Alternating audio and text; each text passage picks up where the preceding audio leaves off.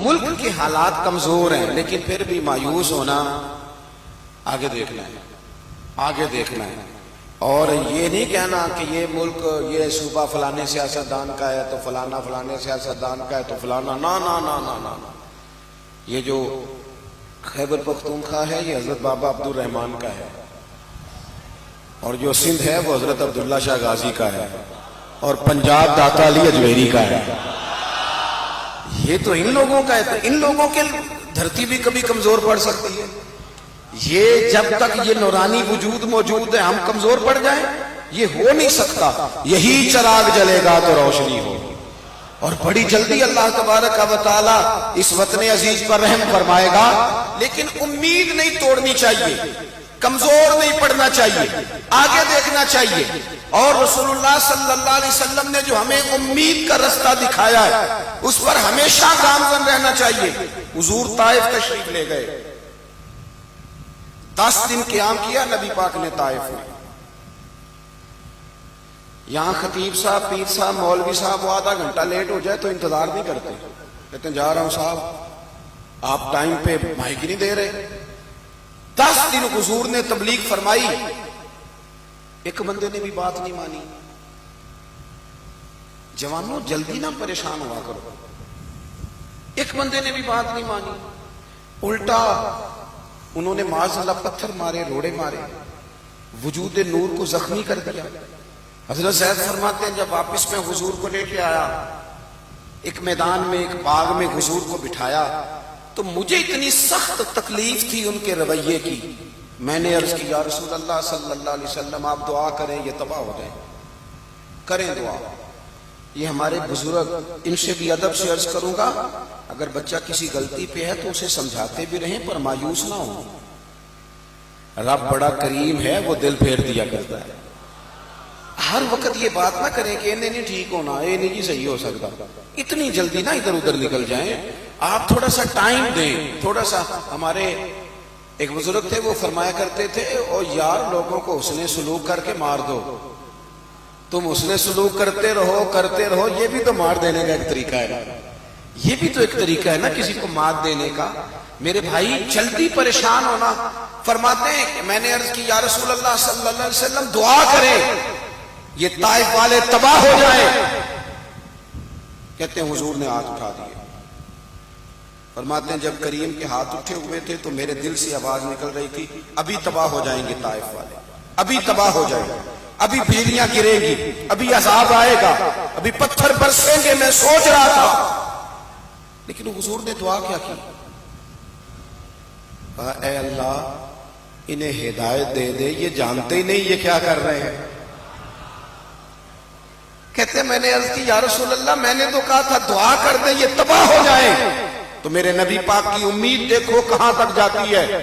حضور نے فرمایا تباہی کی دعا نہیں کرنی، اس لیے نہیں کرنی کہ اگر یہ نہیں نہ مانتے تو میری امید پھر بھی قائم ہے، مجھے امید ہے یہ نہیں بھی مانتے تو ان کی آنے والی نسلیں میرا کلمہ پڑھ جائیں گی۔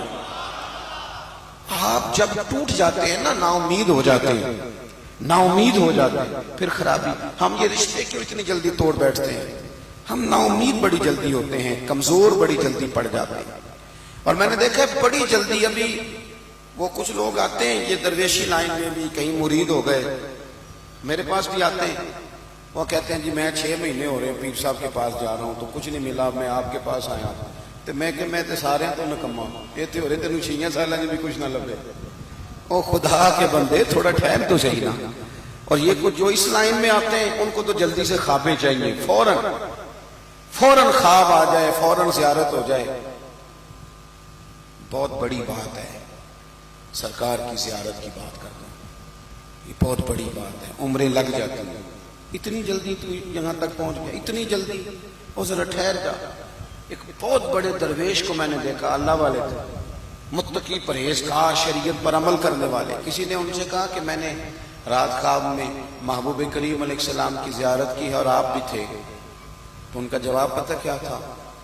فرمانے لگے آپ مجھ سے محبت کرتے ہیں، آپ کی اس محبت کا نتیجہ ہے یہ بات، اللہ تعالیٰ کرے ایسا ہو جائے جیسے آپ فرماتے ہیں، لیکن مجھے اپنا پتہ ہے میں تو کسی نیک آدمی کی بزرگ کی محفل میں بیٹھنے کے قابل نہیں، اور اتنی بڑی بات فرمانے لگے آپ نے جو کہہ دیا وہ اپنے پاس رکھیے گا، یہاں تو خوابوں کی پٹاریاں کھلی ہوئی ہیں، جڑے محرم راز حقیقت دے وہ تے راز حقیقت کھول دے ہی نہیں، اے جنہ ویکھیا نہیں وہ کرن گلاں، جنہ ویکھ لیا وہ تے بول دے ہی نہیں۔ جلدی نہ کریں، تھوڑا اپنی زندگی میں اطمینان۔ یہ ہماری پریشانیاں، مایوسیاں، تکلیفیں یہ بلا وجہ کی ہم نے اپنے اوپر طاری کر لی ہیں تو بے سکون ہو گئے۔ چوتھی بات سنیں، یہ جو ناشکری ہوتی ہے نا، شکوہ، یہ بے سکونی پیدا کرتا ہے۔ خاص توجہ سے سنو جوانوں، کیا کہنے لگا ہوں، شکوہ بے سکونی پیدا کرتا ہے، شکر زندگی میں سکون پیدا کرتا ہے۔ آپ خود بھی اگر شکوے والی بات کریں گے تو آپ اپنے، یہ نہیں کہ کسی نے آپ کو سکھائی، ہماری اپنی باتیں بھی ہمارے اوپر اثر کرتی ہیں۔ اگر ہر وقت شکوہ کرتے رہو گے تو دل شکوے کا عادی ہو جائے گا، پھر شکوہ ہی شکوہ رہ جائے گا۔ اگر کبھی ہنسنے والی کو بات ہم کرتے ہیں، ہنسنے والی سنانے لگتے ہیں، تو بات سنانے سے پہلے خود ہنس نہیں پڑتے؟ اگر رونے والی کبھی کو بات کرنے لگے تو بات کرنے سے پہلے رونا نہیں آ جاتا؟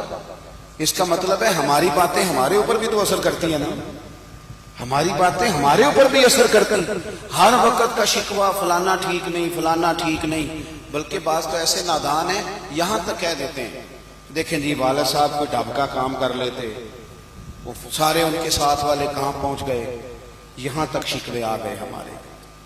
اعتراض، یہ اعتراض۔ اور دیکھو جی بزرگوں کے پاس گیا ہوں، میں نے ایک دو لوگوں کو یہاں تک کہتے سنا، کہتے نہیں وہ دیکھو جی فلانے بزرگ تو اب امیروں پر ان کی توجہ ہے، وہ تو میری طرف دیکھتے نہیں۔ تو میں نے کہا آپ کا مزاج ہی شکوے والا ہے، آپ جہاں بھی جائیں گے آپ کو یہی ملے گا۔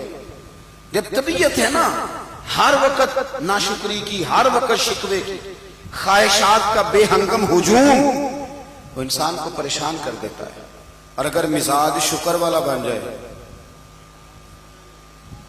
تو پھر بندہ نعمتوں کا ذکر کرتا ہے، پھر وہ کہتا ہے جو رب نے مجھے دیا ہے نا وہ شاید کسی اور کو نہ ہی ملا ہو۔